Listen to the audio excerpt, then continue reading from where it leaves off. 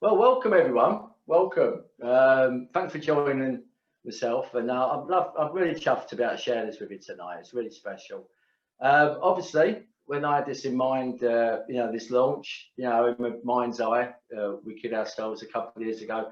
I was, anticipating a room full of people, even room full of people. Didn't say how big the room was, but a room full of people, and and all that carnivality as it goes on. But anyway, it is what it is. And and if you've been following Word Central, that is a phrase I have used for quite a while now. And it is what it is. And so rather than the bright lights of Manchester, we're in the even brighter lights of Moss Side. I can show the view out the window there. There we go. Let me just see. Not a lot going on. Weather a bit dull. And I suppose there is a kind of caveat, I suppose you could say, about us not going out. It's flipping cold. I don't know where you are, but it's mighty cold. So there we go. So it's get yourself a drink. I've got some water. I'm gonna have a little beer in a bit, and just get comfy for the next half hour or so while we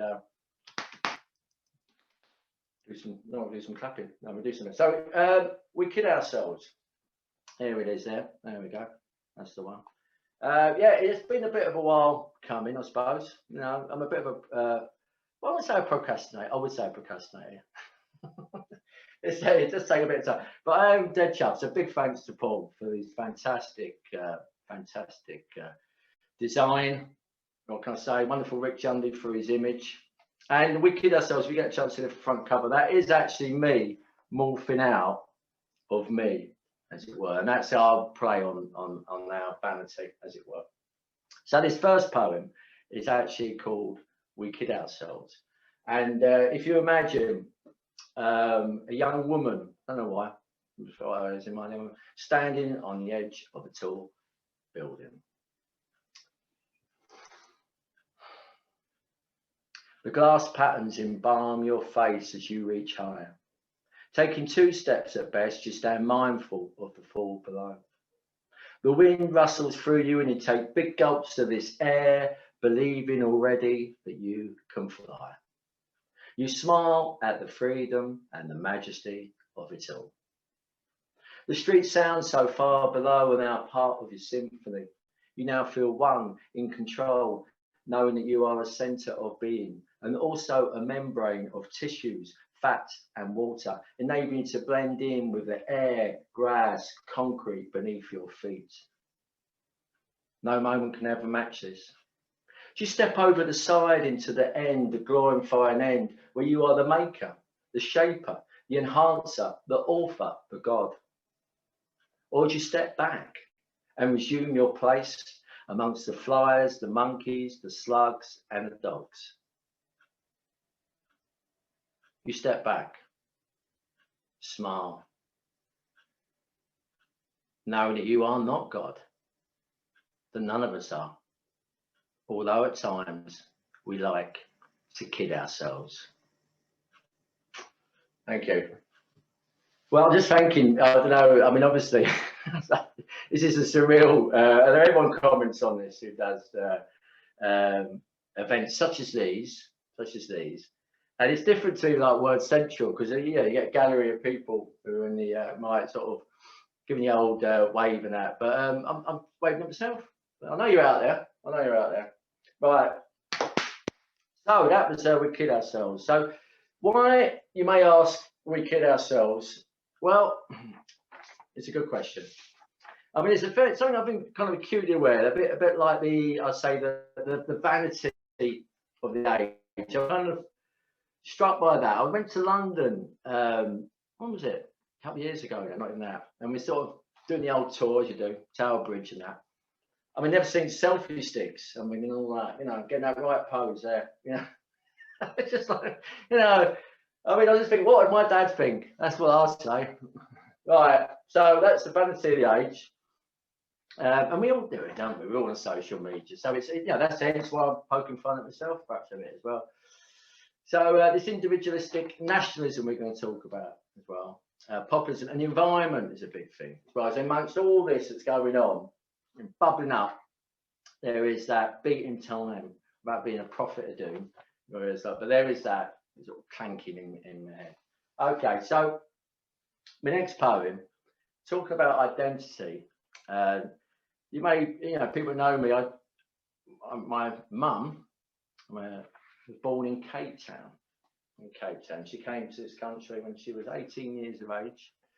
And again, it's not, I want to make it clear that it's not, when we go into it, my mum was very passionate about this country, very passionate. And she served in the Navy, where she met my dad, who was also serving in the Navy. And my cousin served in the Paris, and very, very proud man. So, we've got that kind of, but I'm proud to be British, but anyway, I think we can do it a little bit better. That's all I can say. So, this poem is called Distant Wheeler, and this is sometimes what it can be like, I suppose. Sun's ablaze, heat high, touch, feel, smile, glow, warm. A Union Jack, make that St. George's. It's a subtle difference. One denotes racism on behalf of England, Scotland, Wales, Northern Ireland. The other, just England. I'm a stranger in a strange land. That's not true. It's really nice. It's northern, just this side of dirt, peat, dark vales. Who'd really want to put a St. George's flag up at the end of their garden where it meets the canal? When it's such a nice vibe, sun's ablaze, why do it? Why go to all of the effort of buying a flag, installing a flagpole and raising your flag? So I approach. I expect all was well in her world before I sauntered by. Where to place me? Dark. Okay. That's one category tipped. Unsure of my heraldry, ancestry, but who cares? In she goes and taps out a signal so others will know there's a dark man in town. Oh, thank you. Right, yeah, so there we go. And talking about identity, I found out very recently that actually, on my mum's side, was sort of East Indian, believe it or not. I didn't even know. And this is the, mix it up, man, mix it up. Go on. Right. So onto that identity, the British identity. Now, this is a curious thing I'm going to talk about now. The next poem is called Heaven Called Out of the Corner. And I'm going to read what it says at the beginning of this poem. It says, inspired by events which occurred in the small market town of Royal Wootton Bassett, which gained fame for its repatriation ceremonies for troops killed in Afghanistan. Now, you may be aware of these ceremonies. I mean, it's something that sort of struck a chord when I saw the pictures, because they just suddenly took off. I mean, I think they were just like, originally, I mean, it was just something that just happened. It just, but it got very popular, and I thought, what's all that about? And then actually, I'm reading a book at the moment. Oh, I'm promoting another book, and Stuart Macauley's Hope and Glory, brilliant book. And in there, he talks about it. And he says a biker gang's been turned up, and it's like, I'm thinking, what's going on here? What's going on here? What's going on here? So this is called Heaven Called Out of the Corner. This is in honour of all those brave souls who died for us. The comma declared, send the girls to dip and dive, leaving our boys clean shaven, in some ways alive. They've been sent away for others to have a say over their lives. Amongst the din, you could hear the ring of castles, deep religious men, deep, disconcerting a shallow breath, finding a rhythm, a show to keep off death. As the boxes emerged, we were forced to look, but once again they had a hook. Come, ladies and gents, let us bend at will at the price we pay for tuppence off the till. I know we lie in the streets in understandable horror of our poor boys and girls who are now in slumber.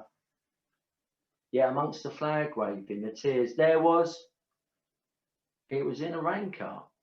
An old battle dress, worn by an old sea dog who, seeing our distress, stood up and said, "Right here is a slice of heaven. I've carried around for many a year, just waiting for an opportunity that I can rightly sneer at the liars who force you to watch the unholy show of their own desires." He produced from his chest a tiny box. "In here I have an angel's tear who wept while we played, and I've kept it for this very day to show and share how back then someone really did care." The crowd had no idea of the old sea dog, so as one they got right stuck in, buried in. You could hardly hear amongst the din of anger, spite and disquiet. Hey, that's how they like it. That's how they keep us quiet.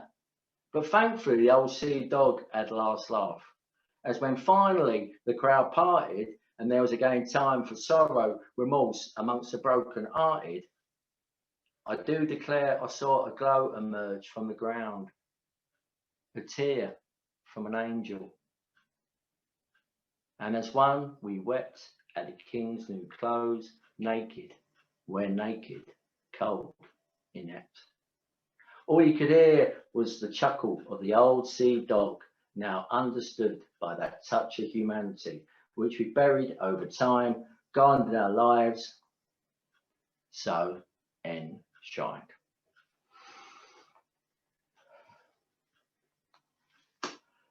Ah. Right, yeah, that's gonna make you popular, isn't it? Have you seen Tony lately? It was last time I saw him. He's been chased by these squaddy lads and a biker gang. Oh well. But anyway, just have a drink. So if you're not having a drink at the moment, you're thinking about having one. What time is it? 7:45. That's the right time. That's the right time. Let's have a little aperitif. Right. Cheers. Oh, yeah. Right. Where are we? So, okay. Yeah, I know where we are. Right. So that's a bit of nationalism, a bit of identity. And now we're going to be moving on to this idea again about this identity. Nihilism, I wrote down here. Vanity, sex, distraction. So people might know as well, my occupation, as well as like Paul says, doing the writing workshops in the community, which I really like doing. I like it, you know, it's just fun, isn't it? Writing's great. You haven't done any writing yet, do some writing. It's great. Have a lot of fun. So, but apart from that, you know, you can do a bit of youth work, working the youths, in the community, do a bit of community work, working with men. Anyway, and so I used to do a lot of work with young people sometimes around sex, relationships. And anyway, I wrote this poem. It's called Fake Town.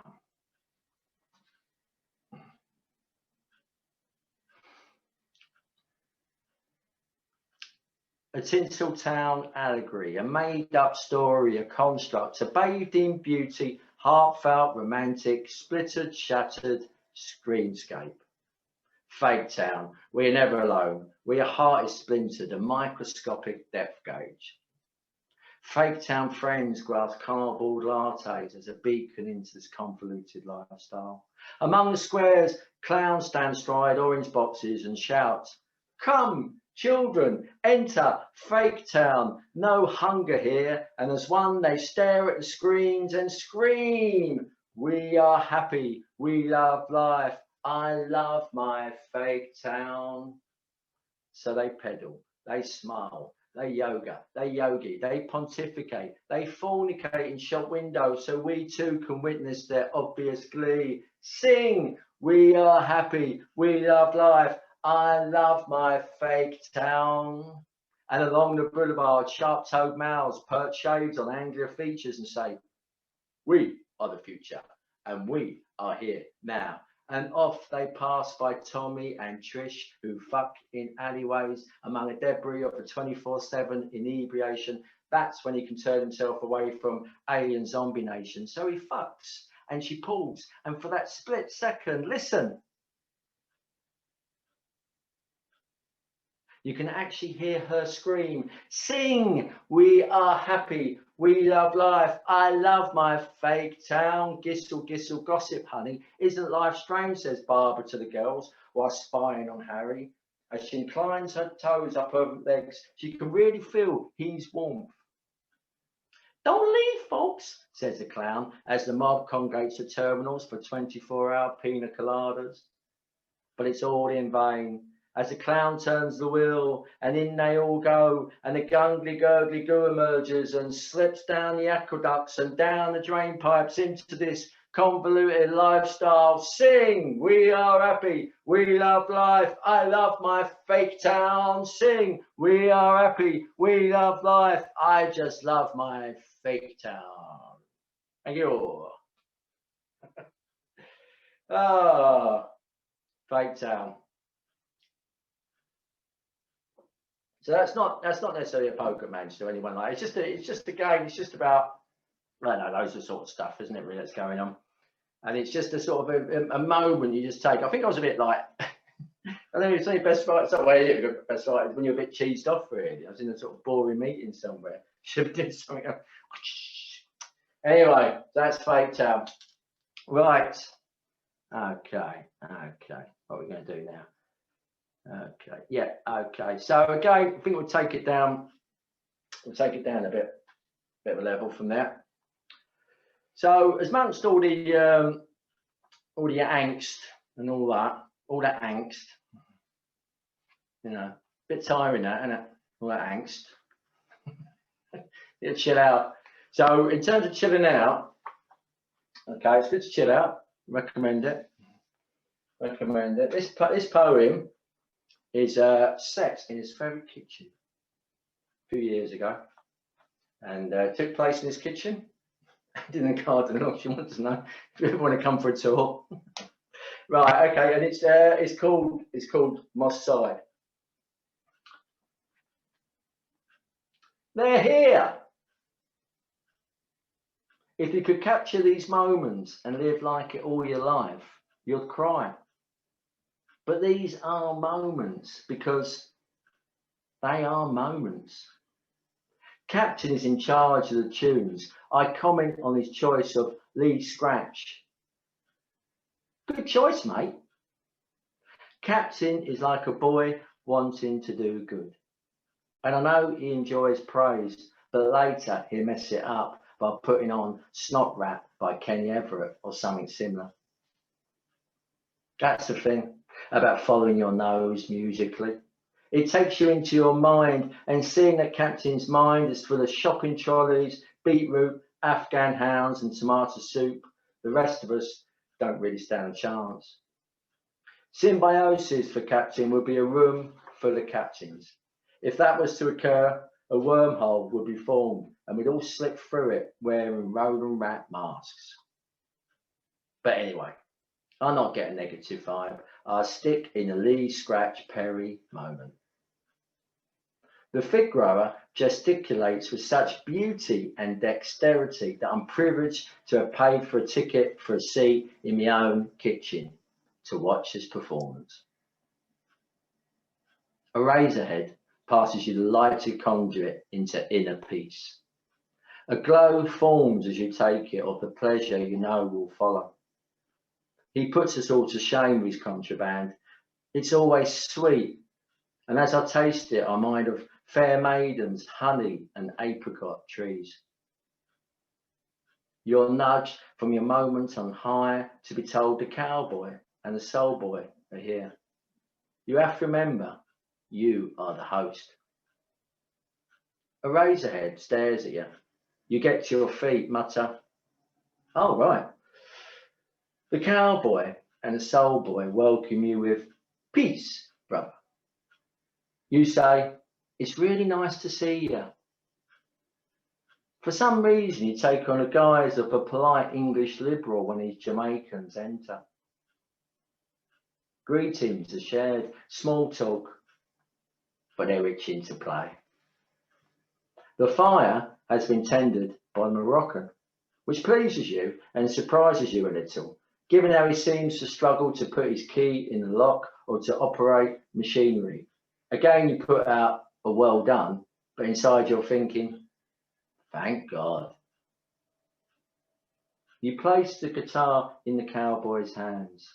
He tells you it's not in tune, which means it's not in his tune.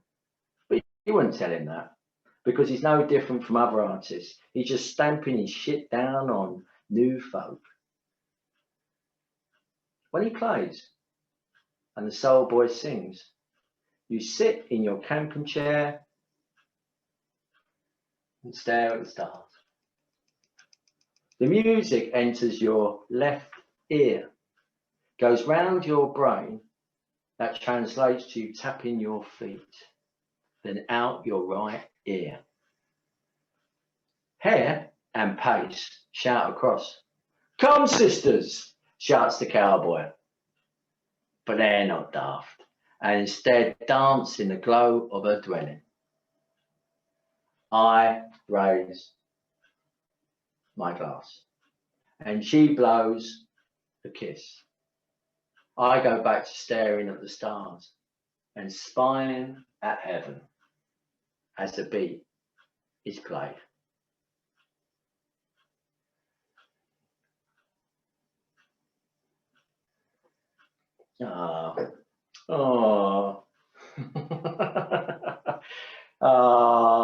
Thank you, Paul.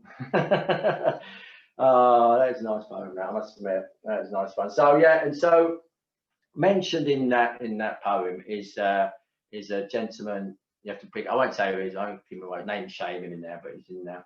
And a wonderful Rick Jundy, who I have to thank for this wonderful photography, imaging, portrait. So Rick Jundy, check him out, check his work out.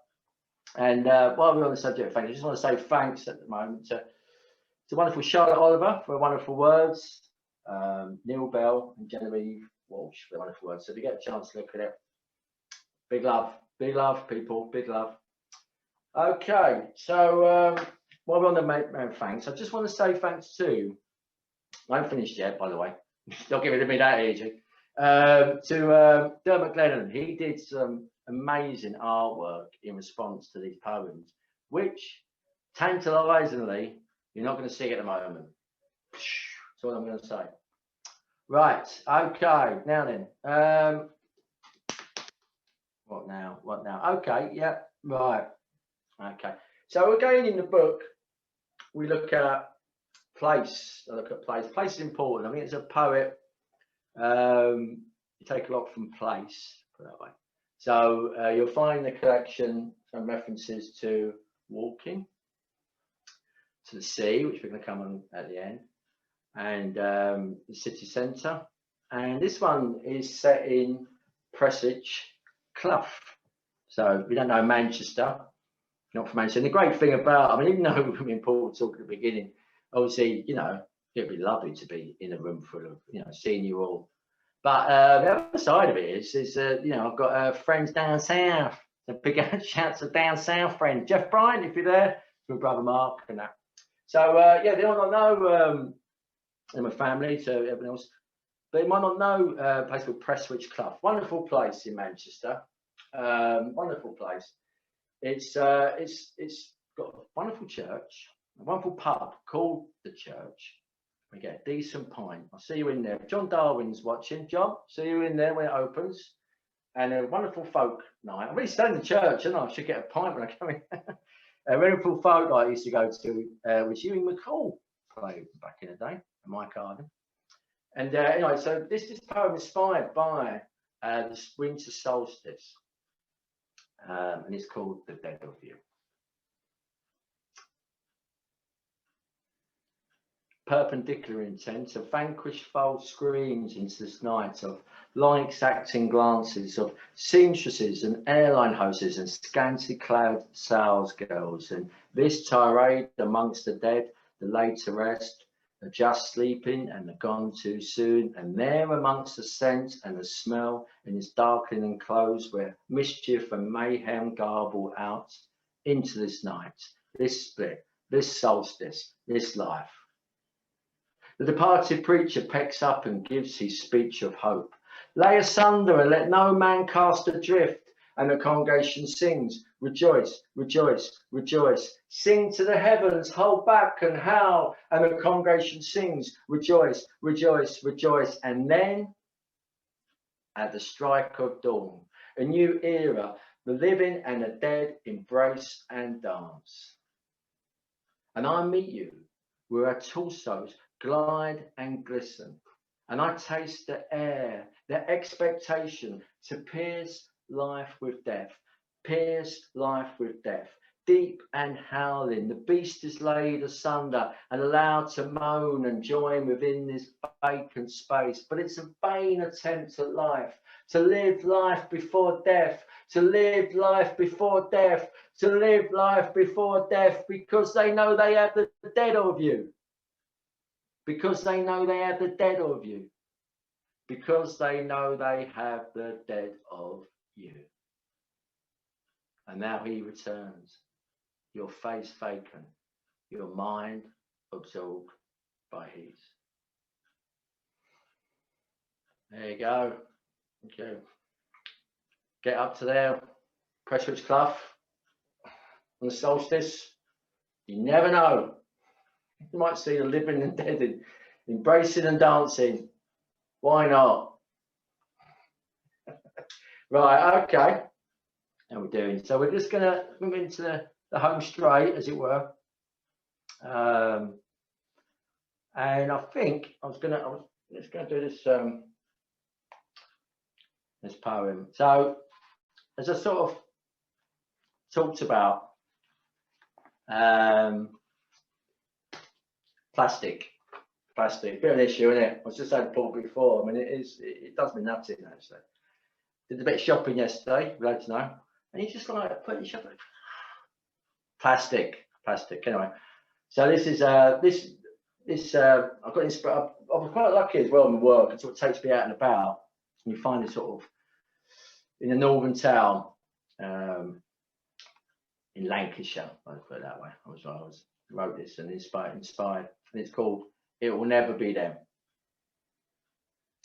It's all there, plain to see. The plastic. How do we end up here? Now we are urged not to grieve, to feel sad, to move on, to keep our beat when someone dies. All move ahead, all napkins, all bags, all coffee lids. What happened? It was playing on the radio this morning. We're not talking about a few displaced, confused polar bears. We're talking migration, conflict, death, starvation, panic. And here in this northern town, forged from industry, there is now the ubiquitous Poundland, Greggs. And we shuffle about without purpose as the 80s hits are played, and we continue to play on, not to grieve, not to think, not to stop. But we're like follicles of plants in the shallows of the ocean. As a tidal movement hits us, we move in synchronicity. And so we are urged to turn to something clearer, where hate can rule, where we can blame the man and seek to take back control. Please, behave. Keep not taking the tablets, darling. Look into the past, the conflicts and how they lied to us. Treat us daft, ridicule and minimise. And when it really kicks off, you'll more than likely have to lay down in a mass, a human pyramid, as they climb over you into their copters to fly off to a party, leaving you to keep order by fighting amongst themselves, having campaigns, vendettas, posses, stringing them up. Where it will be the migrants, the Europeans, the blacks, the chinks, the packies, the gays, the pedos, the young girls, the young boys, the thieves, the feminists, the druggies, the liberals, the disabled, the ill, but it will never be them. The ones who flew the nest, who built the estates, who built the warehouses, who built the banks, who built the shops, who built the stately homes, who built the castles, who built the workhouses, who built the internet. It will never be them.